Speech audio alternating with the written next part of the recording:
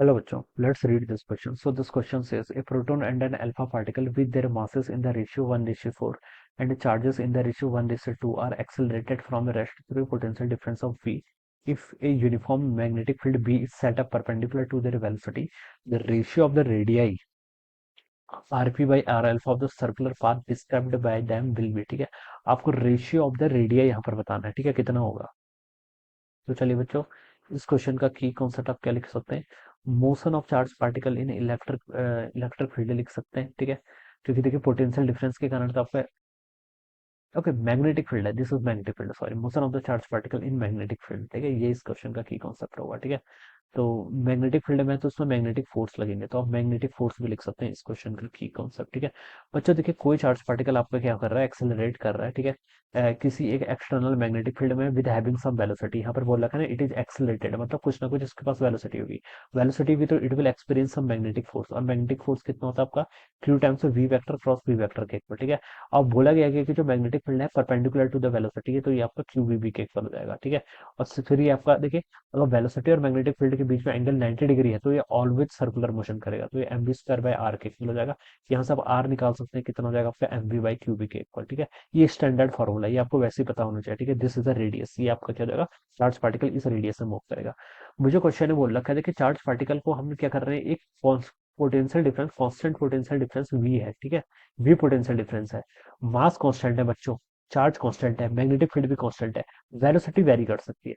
Velocity को constant कर हटाना पड़ेगा यहाँ से, तो वेलोसिटी को हम कैसे हटा सकते हैं, देखिए चार्ज पार्टिकल, मान लीजिए चार्ज पार्टिकल जब मूव करेगा तो इसके पास क्या होगा, गेन इन काइनेटिक एनर्जी होगा। इनिशियल काइनेटिक एनर्जी जीरो था, फाइनल कितना होगा, हाफ एम बी स्क्वायर। तो this is gain in kinetic energy. ये किसके इक्वल होगा, पोटेंशियल डिफरेंस के इक्वल। पोटेंशियल जो आपके यहाँ पर पोटेंशियल एनर्जी होगी, पोटेंशियल एनर्जी किसके इक्वल होती है, potential difference into charge. Charge का इलेक्ट्रॉन, चार्ज कुछ भी मान लीजिए क्यू लिख लेते हैं, ठीक है, into potential difference. Potential difference कितना आपका वी के इक्वल है, तो यहाँ से आप लिख सकते हैं half m v square, this must be equal to q times आपका कैपिटल वी हो जाएगा, ठीक है। यहाँ पर सर वी स्क्वायर कितना लिख सकते हैं, two q v divided by कितना एम के इक्वल हो जाएगा। और वेलोसिटी की वैल्यू हो जाएगी under root of two q v divided by आपका एम हो जाएगा, ठीक है। तो ये आपकी वेलोसिटी हो जाएगी, ठीक है। इस वेलोसिटी को देखिए मैं अब इस एक्सप्रेशन में पुट कर लेता हूँ, तो आर की वैल्यू हो जाएगी यहाँ से m divided by q b times under root of velocity, ठीक है।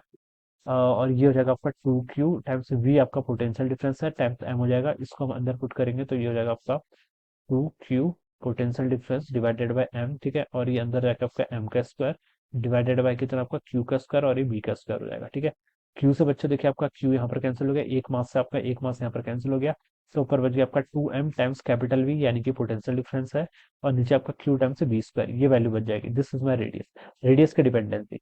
अब देखिए टू कांस्टेंट है, अगर प्रोटॉन होगा तो उसके लिए एम भी कांस्टेंट है, चार्ज भी कांस्टेंट होगा, मैग्नेटिक फील्ड भी कांस्टेंट है, पोटेंशियल डिफरेंस आपका कांस्टेंट है। अब रेडियस को हम यहाँ पर से इजीली कंपेयर कर सकते हैं, क्योंकि दोनों चार्ज पार्टिकल को देखे हमने सेम पोटेंशियल डिफरेंस से करवा रखा है, ठीक है। तो यहाँ से मैं लिख सकता हूँ ये किस किस के प्रोपोर्शनल होगा, देखिए टू सबके लिए कांस्टेंट है, वी भी कांस्टेंट है, बी स्क्वायर भी कांस्टेंट है। तो ये under root of m by q के प्रोपोर्शनल है, ठीक है, ये आप लिख सकते हैं यहाँ से, ठीक है। अब मुझे किस किस का प्रोटॉन और अल्फा का रेशियो बताना है, ठीक है, radius of proton to the alpha particle, ठीक है। और ये देखिए एम बाई क्यू के प्रोपोर्शनल है, तो आप इसको लिख लीजिए, देखिए यहाँ पर क्या जाएगा, mass of proton divided by आपका क्या, चार्ज ऑफ प्रोटॉन हो जाएगा, ठीक है। और यहाँ पर क्या आ जाएगा, देखिए आप इसको इसके इन्वर्सली प्रोपोर्शनल होगा, तो यहाँ पर आपका मास ऑफ क्या, अल्फा पार्टिकल, और ऊपर क्या जाएगा आपका चार्ज ऑफ अल्फा पार्टिकल, ये वैल्यू हो जाएगी यहाँ से, ठीक है। अब देखिए इसको आप ऐसे लिख सकते हैं, Q of alpha divided by कितना आपका क्यू ऑफ पी टाइम्स आपका mass of proton divided by आपका मास ऑफ अल्फा पार्टिकल। बस अब इसमें वैल्यू रख लीजिए, देखिए इनका रेशियो तो बाकी गिवन कर रखा है। मासेस का रेशियो देखिए क्या है आपका, प्रोटॉन और अल्फा पार्टिकल का, ठीक है, 1/4 के इक्वल, ठीक है, प्रोटॉन और अल्फा पार्टिकल का, तो ये तो आपको 1/4 क्वेश्चन में गिवन कर रखा है। दूसरा आपको चार्ज का रेशियो गिवन कर रखा है, charge of proton to the charge of alpha particle 1/2 के इक्वल।